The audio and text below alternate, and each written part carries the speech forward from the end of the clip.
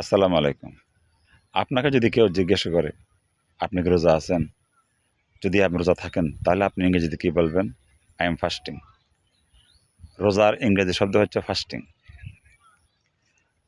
রোজা ভাঙার সময় প্রথমে ইফতার করেন। ইফতারেরও একটা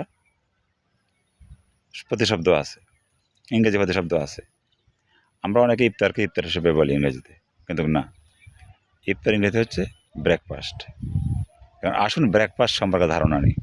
ব্রেক অর্থ বিরতি, বিরতির পরে প্রথম যে খাবারটা গ্রহণ করা হয় তাকে বলে ব্রেকফাস্ট। যেমন সকালের নাস্তা, রাত্রে খাবারের পর আমরা যখন ঘুমিয়ে যাই, সকালে ফজরের নামাজের পর প্রথম যে খাবারটা খাই তাকে বলে ব্রেকফাস্ট। অর্থাৎ দীর্ঘ বিরতির পর প্রথম যে খাবারটা খানা হয় তাকে বলে ব্রেকফাস্ট। তেমনি সেহরি খাওয়ার পর থেকে পরের দিন ইফতার পর্যন্ত আপনি কোনো পানাহার গ্রহণ করেন না।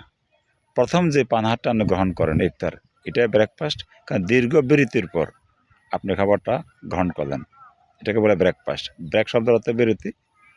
সকালের খাবারটাকে বলে ব্রেকফাস্ট, আবার ইফতারকেও বলে ব্রেকফাস্ট।